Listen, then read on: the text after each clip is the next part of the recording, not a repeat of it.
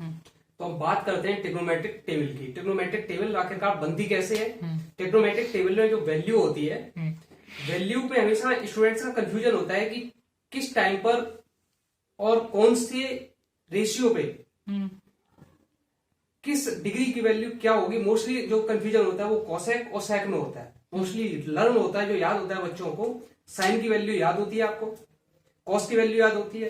Cosec सेक में confusion रहता है। तो हम बात करते हैं ट्रिग्नोमेट्रिक टेबल की बनती कैसे। अगर आप बना लोगे ना तो इसको, अगर आपने एग्जाम में सिर्फ 2 मिनट दे दिए बनाने में, तो आपके बहुत सारे क्वेश्चन इससे इजीली सॉल्व हो जाएंगे और आपको इजीली याद करने में, लर्न करने में भी आसानी हो जाएगी। तो फिर हम बात करते हैं, देखो ये बनती कैसे है। हमने जैसा कि आपके सामने लिखा हुआ है, हमने आधा बना लिया है। 0 degree, 30 degree, 45 degree, 60 degree and 90 degree.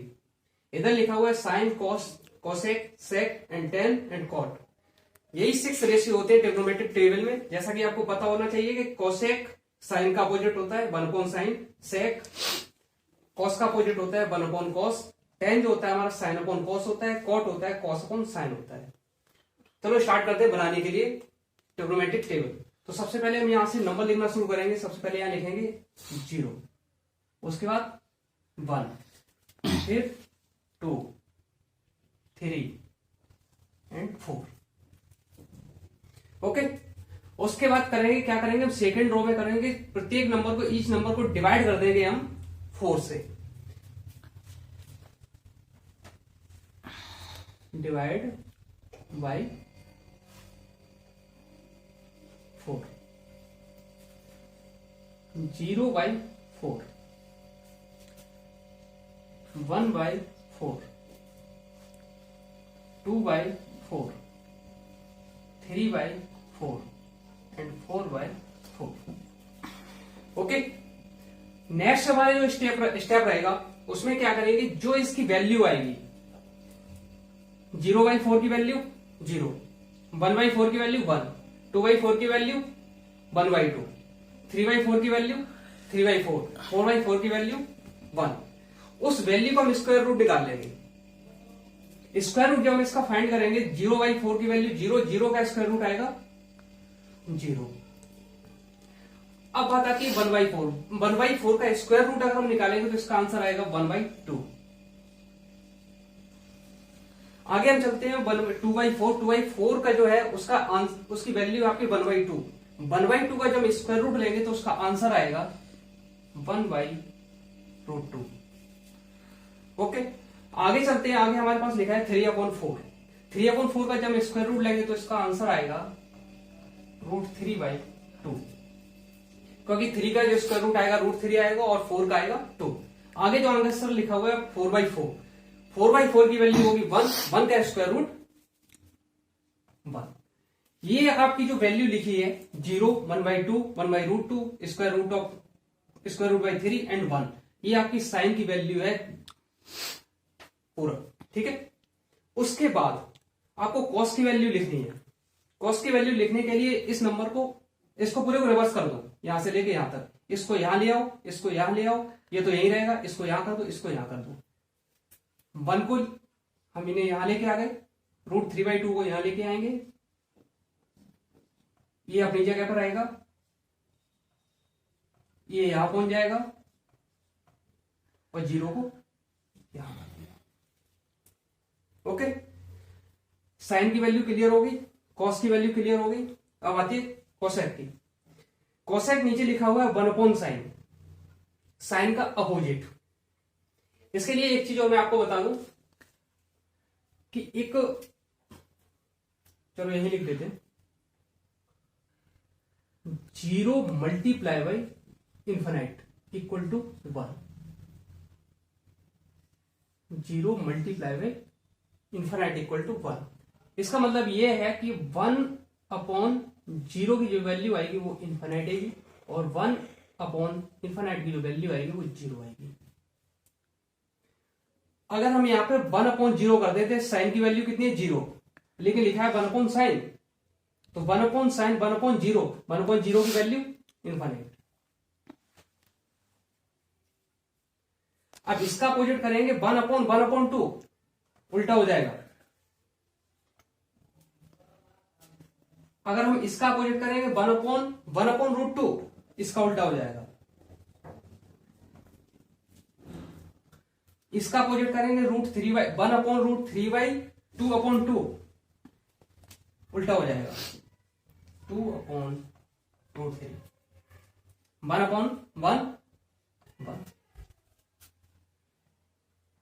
Clear? अगर डाउट हो एक बार फिर से सोचो। यहां लिखा है 1/sin 1/0 इनफाइनाइट 1/1/2 उल्टा हो जाएगा, सीधा रिवर्स हो जाएगा 2 1/1/√2 1/√3/2 2/√3 1/1 1। अब वैल्यू आती है सेक की। सेक की वैल्यू अगर नोट करनी है आपको तो या तो इसको रिवर्स कर दो यहां से, तभी हो जाएगा। अगर नहीं करना है तो 1/cos, या तो यहां से निकाल, या तो 1/cos करके निकाल लो।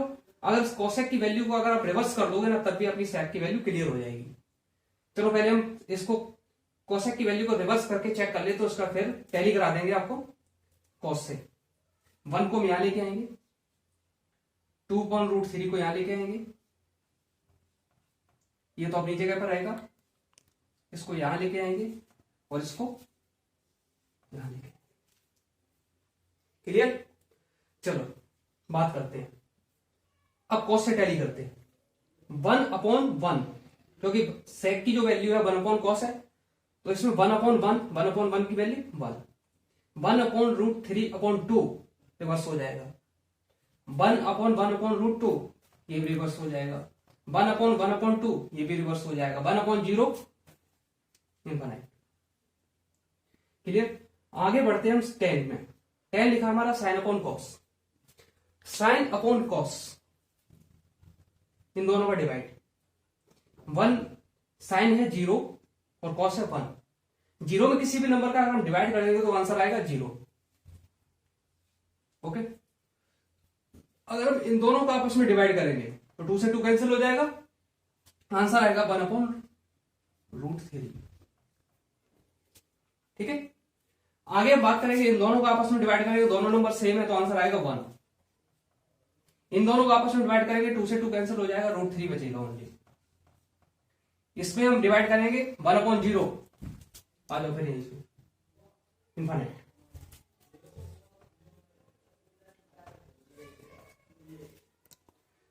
लास्ट वैल्यू हमारी बची है कॉट की। कॉट के लिए भी दो मेथड है। या तो tan की वैल्यू को रिवर्स कर दो, इसको लेके यहां से नोट कर दो, या फिर cos साइन कर दो। पहला हम अपना ट्राई करेंगे, इसको रिवर्स कर देंगे। इनफाइनाइट को लेके यहां आएंगे, √3 को लेके यहां आएंगे, इसको 1, इसको यहां लेके जाएंगे और 0। अब ट्राई करते हैं second method, cos sine. cos sine 1/0 infinite, √3/2/1/2 √3, दोनों वैल्यू सेम है 1 1/2/√3 1/√3 0/1 0। Okay, complete. इस तरीके से हमारी जो टेबल बन के तैयार हो जाती है, हमारी साइन ट्रिग्नोमेट्रिक टेबल जो है कंफर्म है। ये इतनी, अगर आप ये सीख लेते हो, सिर्फ अगर आपने सीख ली इसको बनाना, 2 से 3 मिनट का टाइम लगेगा एग्जाम में बनाने में, और इससे बहुत इजीली आपके बहुत सारे क्वेश्चन सॉल्व हो जाएंगे। आपको किसी भी वैल्यू में कोई भी कंफ्यूजन नहीं आएगी कि हमारा 0 डिग्री सेक 0 कितना होता है, या फिर सेक 45 कितना होता है, या फिर सेक 60, या फिर कोसेक 60 में कंफ्यूजन रहता है कि ये वैल्यू है कितनी। या तो इसे लर्न कर लें, और लर्न करने के बावजूद भी कंफ्यूजन होती है, तो बेटर है कि अगर आप बनाना सीख लोगे तो इजीली वे में लर्न भी हो जाएगा, और आपके पास डबल ऑप्शन होगा। लर्न है तो ठीक है, नहीं तो आप तुरंत बना लो, वहां से क्वेश्चन सॉल्व आउट हो जाएंगे। आज के लिए इतना ही, धन्यवाद।